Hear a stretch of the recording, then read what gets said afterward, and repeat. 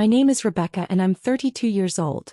The morning of my wedding day started like something out of a dream I'd been having since I was a little girl growing up in suburban Ohio.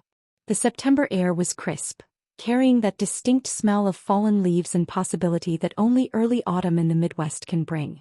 Through the window of the bridal suite at the Riverside Manor, I could see the maple trees lining the property, their leaves just beginning to turn those brilliant shades of amber and crimson. The Victorian-style venue stood proud against the pale morning sky, its white columns and wraparound porch looking like something from a Nicholas Sparks novel. Everything was perfect. Everything was exactly as I'd planned. But there was this knot in my stomach that I couldn't quite explain, this tiny voice in the back of my mind whispering that something was about to go wrong. I pushed it away, blamed it on wedding day jitters, and focused on the reflection staring back at me from the full-length mirror. My dress was everything I'd imagined, a fitted lace bodice that flowed into layers of tulle, making me feel like I was floating. My bridesmaids buzzed around me, adjusting my veil, touching up makeup, their excited chatter filling the room with an energy that should have been contagious. But that knot remained tight and uncomfortable, like a stone I'd swallowed that refused to settle. The relationship with my parents had always been complicated, though I spent most of my life pretending it wasn't. Growing up in our modest split-level house on Maple Street, with its beige siding and perpetually overgrown lawn, I learned early that love in my family came with conditions. My father, Robert, worked as a regional sales manager for an industrial supply company, a job that kept him on the road more often than not. When he was home, he was either in his recliner watching whatever game was on, or in the garage tinkering with his vintage Mustang, a car he loved more than he seemed to love anything else. My mother, Patricia, was a part-time receptionist at a dental office, but her real occupation seemed to be keeping score of every perceived slight, every favor given, every dollar spent. She had this way of making you feel like you owed her something just for existing, for being born, for taking up space in her life. Christmas mornings weren't about joy, they were about making sure the gifts were equal in value down to the penny. Birthday parties weren't celebrations, they were investments that would be mentioned years later when she needed something. Nothing was ever just given freely. Everything had a price tag, even if it wasn't visible at first. I met Daniel during my junior year at Ohio State University, in a coffee shop near campus where I was drowning in textbooks and he was drowning in architecture blueprints. He had this warm smile that reached his eyes, sandy brown hair that was always slightly messy, and a genuine kindness that felt foreign to me at first. He came from a family that actually seemed to like each other, parents who called just to check in without wanting something, siblings who got together for Sunday dinners because they wanted to, not because they were obligated. The first time I went to his family's Thanksgiving in their cozy colonial home in Columbus, with its brick fireplace and walls covered in family photos that actually looked happy, I almost cried. Not because anything sad happened, but because I realized what I'd been missing my entire life. His mother hugged me like I mattered, his father asked about my studies with genuine interest, and his younger sister immediately started planning our future as sisters-in-law. It was overwhelming and beautiful and terrifying all at once. Daniel proposed to me on a snowy evening in December, right in front of the Columbus Museum of Art, under the twinkling lights they string up for the holidays. He got down on one knee in the cold, his breath visible in the freezing air, and asked me to be his wife with tears in his eyes. I said yes before he could even finish the question, and in that moment I felt like maybe, just maybe, I was going to have the family I'd always dreamed of. Planning the wedding became my obsession for the next 10 months. Daniel and I saved every penny we could, cutting back on dinners out, skipping vacations, putting in extra hours at work. He just started at a prestigious architecture firm downtown, and I was working as a marketing coordinator for a nonprofit organization. We weren't rich by any means, but we were building something together, and that felt more valuable than any amount of money. We chose the Riverside Manor because it was where Daniel's grandparents had celebrated their 50th anniversary, a place filled with his family's happy memories, and I wanted to be part of that legacy. The venue wasn't cheap, but we made it work, carefully budgeting every aspect of the wedding. My parents offered to help with some of the costs early on, which surprised me. My mother had called one evening in February, her voice unusually sweet, saying they wanted to contribute to their only daughter's special day. They offered to pay for the flowers and the photographer, which would have been about $5,000 total. I was hesitant at first, knowing how my mother operated, but Daniel encouraged me to accept. He said maybe this was their way of showing love, of being part of something important. So I agreed, and for a few months things seemed almost normal between us. My mother and I went to florist appointments together, looking at arrangements of roses and peonies and hydrangeas.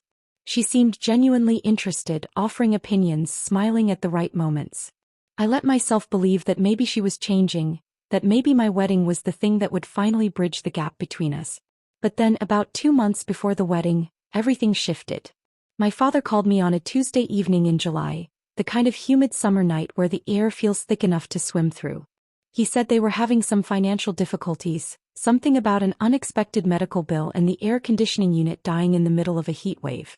He said they couldn't contribute to the wedding after all, and he was sorry, but these things happen. I felt that old familiar disappointment settle in my chest, but I told him it was okay, that Daniel and I would figure it out. And we did. We dipped into our savings, the money we'd been putting aside for a down payment on a house, and we covered the flowers and photographer ourselves. It hurt, not just financially but emotionally, but I tried not to let it ruin the excitement of getting married.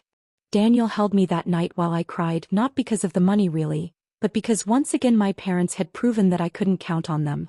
He whispered that we were building our own family now, one based on trust and reliability, and that's what mattered. I believed him, or at least I tried to. The weeks leading up to the wedding were a blur of final fittings, seating charts, and late-night crafting sessions where my bridesmaids and I assembled centerpieces and favors. My best friend Sarah, who I'd known since high school, kept asking if I was okay, noticing the way I'd go quiet sometimes, staring off into space. I told her I was fine, just stressed about all the details, but the truth was more complicated. My mother had been calling more frequently, asking questions about the wedding that felt less like genuine interest and more like she was taking inventory. She wanted to know exactly how much we were spending, who was paying for what, how many guests were coming, what the meal was costing per person. Every conversation left me feeling drained and defensive, like I was being audited rather than celebrated.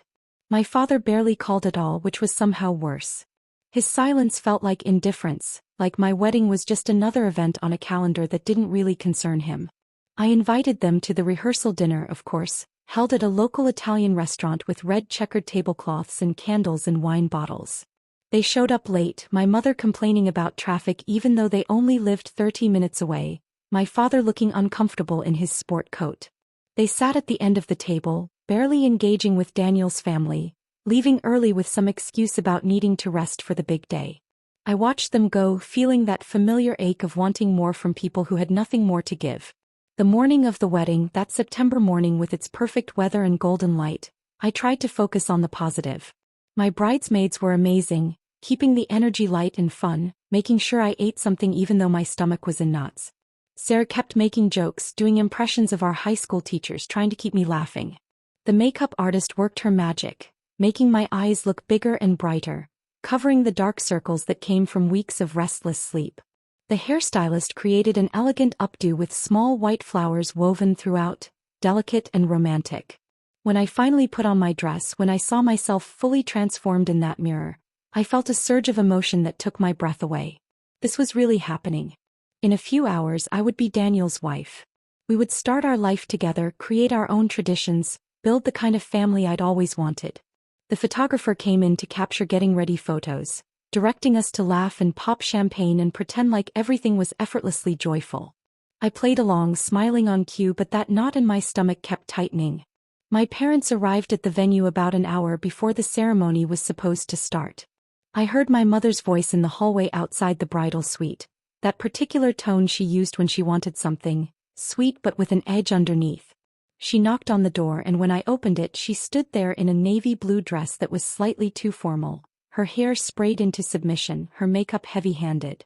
My father stood behind her in a suit that looked like it hadn't been worn since my high school graduation, his tie slightly crooked. My mother's eyes swept over me, taking in the dress, the hair, the makeup, and for a moment I thought she might say something nice, something a mother should say to her daughter on her wedding day. Instead, she said I looked very expensive, which felt more like an accusation than a compliment.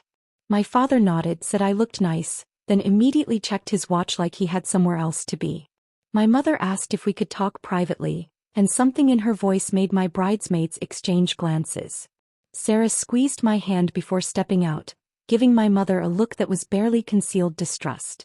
When the door closed and it was just the three of us in that beautiful room with its chandelier and plush furniture, my mother got straight to the point. She said they'd driven over an hour to get here, which wasn't true, but I didn't correct her, and that gas prices were outrageous these days. She said my father had to take time off work, which also wasn't true since it was a Saturday, and that this whole thing was quite an expense for them. I stood there in my wedding dress, feeling like I was 10 years old again, being reminded of how much I cost, how much of a burden I was. My father looked at the floor, his hands in his pockets, saying nothing. My mother continued, her voice taking on that martyred quality she'd perfected over the years. She talked about how they'd wanted to help with the wedding but couldn't, how hard things had been for them financially, how they'd still made the effort to be here despite everything. Then she said it, the thing that would define this entire day. She said it would be really nice if I could help them out with gas money, maybe a little extra for their trouble, just something to show appreciation for them coming all this way and being part of my special day. She said it like it was reasonable, like it was a normal thing to ask your daughter on her wedding day. My father finally looked up, nodding slightly, adding that it had been a real stretch for them to make it work and anything I could do would be helpful. I felt something crack inside me, like a dam that had been holding back years of disappointment and hurt. But I didn't let it show. I smiled, that practice smile I'd learned as a child, the one that said everything was fine even when it wasn't. I told them of course I'd be happy to help, let me just get through the ceremony and reception, and I'd make sure they got something before they left. My mother looked satisfied, my father looked relieved, and they both left the room without hugging me, without wishing me well, without any of the things parents should do before watching their daughter walk down the aisle. When they were gone, I sat down on the velvet settee, careful not to wrinkle my dress, and I let myself feel the full weight of what had just happened. Sarah came back in, took one look at my face and knew something was wrong. I told her what they'd asked for, and I watched her expression go from confusion to anger to something like pity. She started to say something, probably something about how awful they were, but I stopped her. I said I had a plan, that I was going to handle it and I needed her to trust me. She looked skeptical but nodded, and then it was time to line up for the ceremony.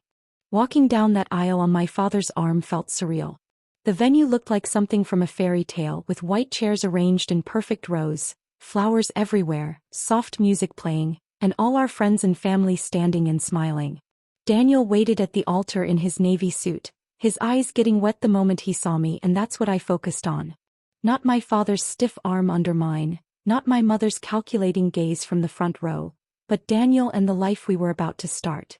The ceremony itself was beautiful, everything I'd hoped for. We'd written our own vows, promising to be each other's safe place, to build a home filled with honesty and kindness, to break the cycles of the past and create something new. When Daniel said his vows, his voice cracking with emotion, talking about how I'd shown him what real strength looked like, I felt tears stream down my face. When I said mine, promising to choose him every day to create the family we both deserved, I meant every word. We exchanged rings, simple gold bands that we'd picked out together, and when the officiant pronounced us husband and wife, when Daniel kissed me and everyone cheered, I felt a moment of pure joy that almost made me forget about the conversation in the bridal suite. The reception was held in the Manor's grand ballroom, with its high ceilings, crystal chandeliers and tall windows overlooking the river. The tables were decorated with centerpieces of roses and candles. The lighting was soft and romantic, and everything looked exactly as I'd envisioned during all those months of planning. Our first dance was to a song that Daniel had chosen, something about finding home in another person, and as we swayed together in the middle of the dance floor with everyone watching, I felt his hand on my back, steady and sure, and I remembered why I was doing all of this.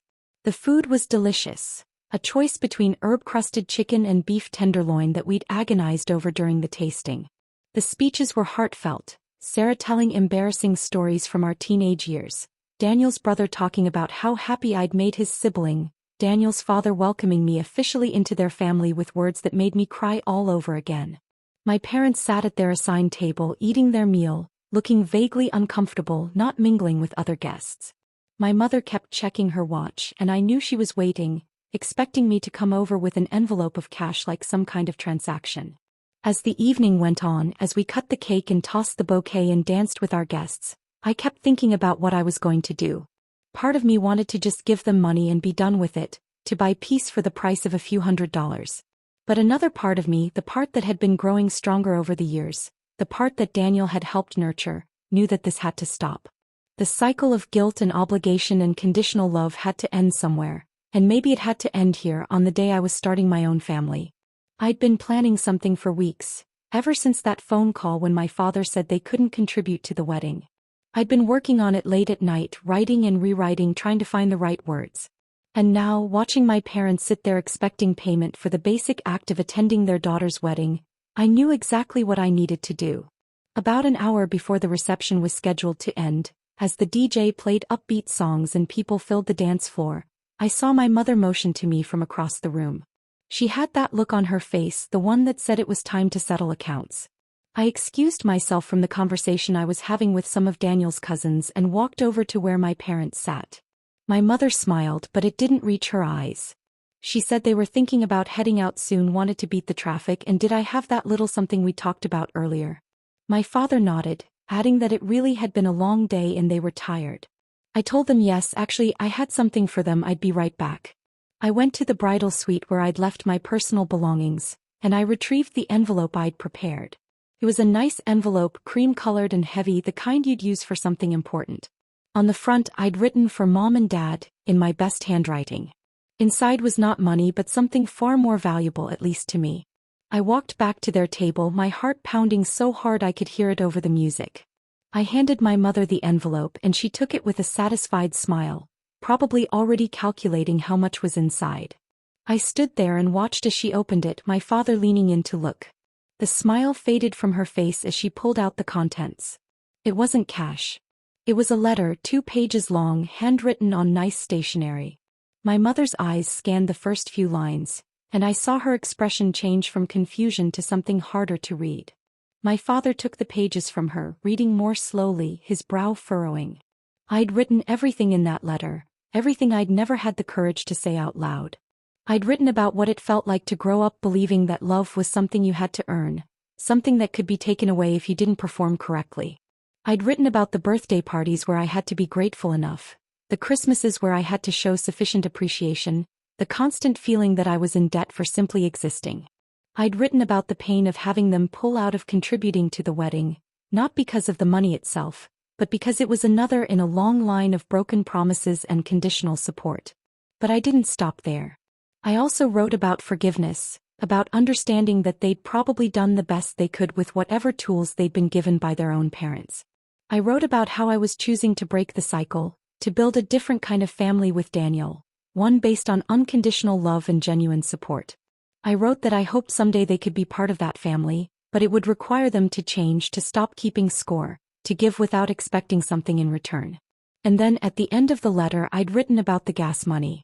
I'd written that if attending their only daughter's wedding was such a financial and emotional burden that they needed to be compensated for it, then perhaps they shouldn't have come at all.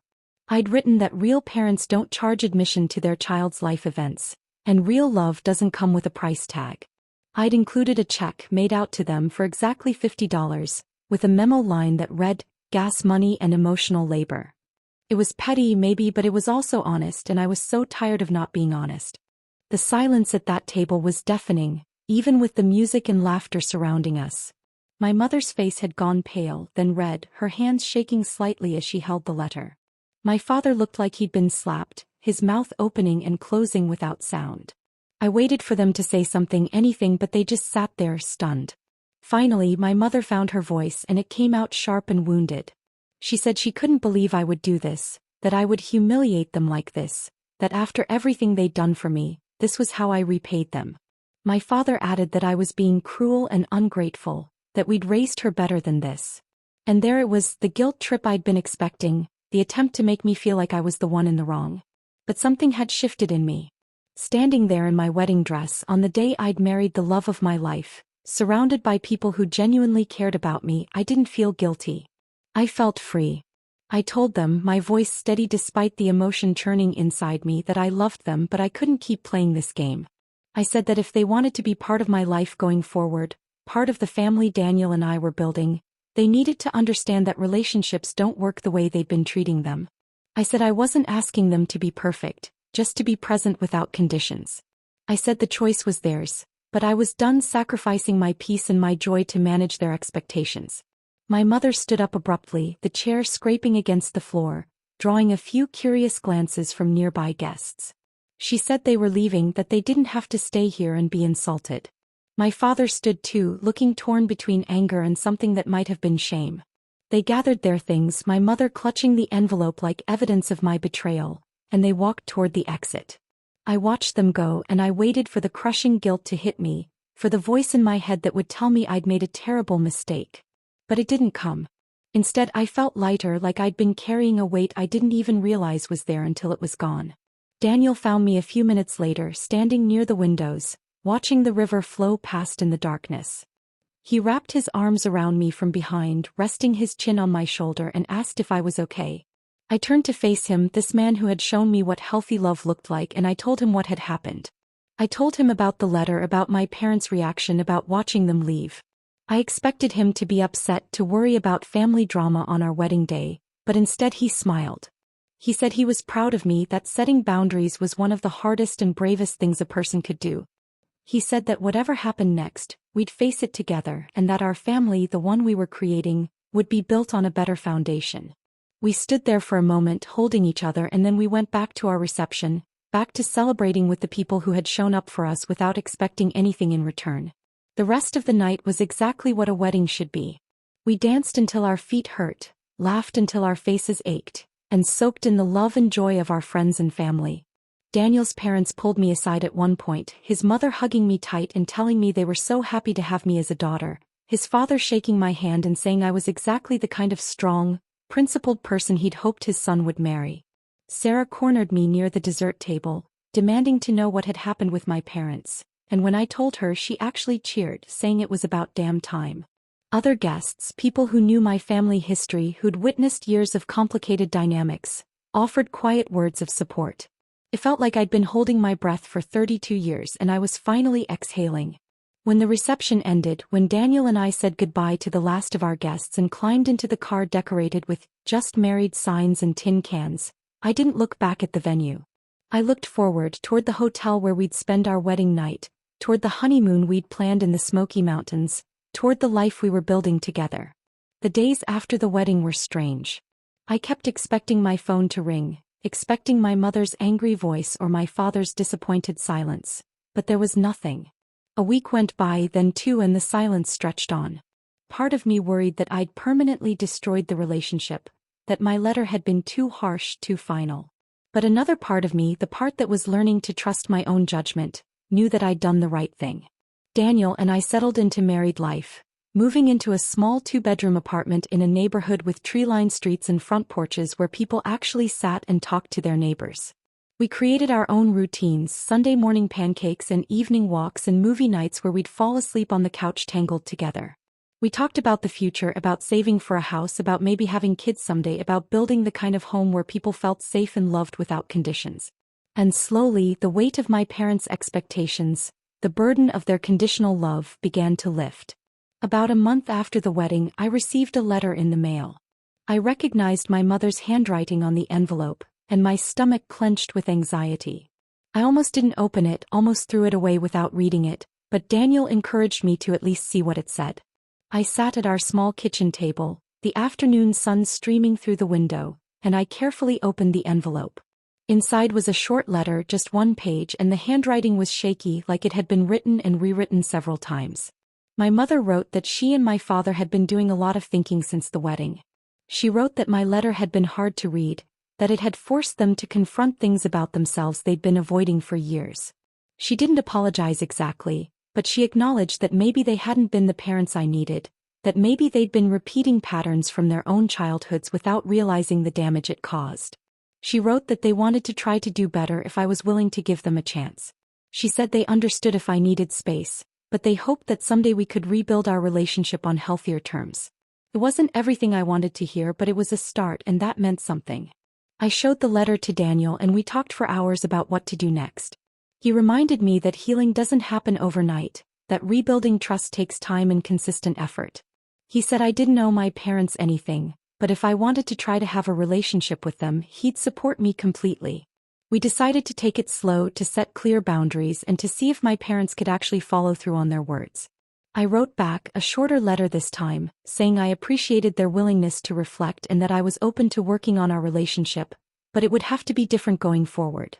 I outlined what I needed from them: honesty, respect, no more keeping score, no more conditional love. I said if they could commit to that, we could start with occasional phone calls and maybe work up to visits. I mailed the letter and waited, unsure what would happen next. The months that followed were a process of small steps and careful navigation. My parents started calling every few weeks, conversations that were awkward at first but gradually became easier. My mother asked about my life without immediately comparing it to her own or tallying up what I owed her. My father shared stories from his childhood, things I'd never heard before, that helped me understand where some of his emotional distance came from. We had setbacks, moments where old patterns would resurface and I'd have to remind them of our boundaries, but they were trying and that effort mattered. Daniel and I hosted Thanksgiving that year, our first holiday as a married couple, and we invited both sets of parents. It was nerve-wracking setting the table in our small apartment, wondering if the day would dissolve into tension and discomfort. But it didn't. My parents showed up with a pie and a bottle of wine, and they made genuine efforts to connect with Daniel's family. My mother complimented the meal without mentioning how much it must have cost. My father asked Daniel about his work with real interest. It wasn't perfect, but it was progress, and I found myself feeling something I hadn't felt around my parents in years: hope. Looking back now, almost a year after that September wedding, I realized that handing my parents that envelope was one of the most important things I've ever done.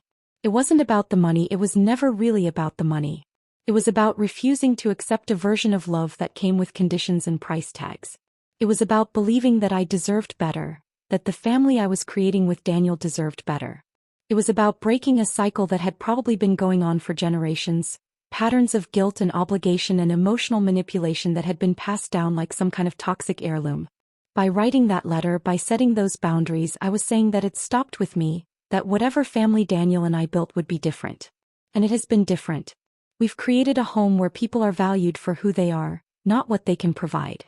Where love is given freely without keeping score. Where mistakes are forgiven and growth is celebrated.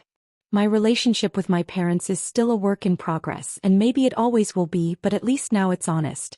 At least now I'm not pretending that everything is fine when it isn't. At least now I'm not sacrificing my own well-being to manage their expectations. The envelope I gave my parents that day held more than just a letter and a check. It held years of unspoken hurt, boundaries that needed to be set, and a declaration of independence from a system that had never served me. It held the truth, messy and uncomfortable as it was, and sometimes the truth is the most valuable gift you can give someone even if they don't want to receive it. My wedding day didn't end the way I'd imagined when I was a little girl dreaming of white dresses and fairy tale endings. It ended with me standing up for myself, choosing my own peace over keeping the peace, and that turned out to be more powerful than any fairy tale. Daniel and I are building something real, something lasting, something that will be strong enough to weather whatever storms come our way. And if we're blessed enough to have children someday, they'll grow up knowing that love doesn't come with conditions, that family means showing up without expecting payment, and that sometimes the bravest thing you can do is tell the truth, even when it's hard. Especially when it's hard. That's what the envelope held, the truth, my truth, and it changed everything. If you made it all the way through my story, I'm grateful you were here with me. Sometimes we need to share these moments, the difficult ones, the ones that shaped us, and it means something to know that someone listened. If this story resonated with you, if maybe you've faced something similar or you're still figuring out how to set your own boundaries, I'd love to hear from you.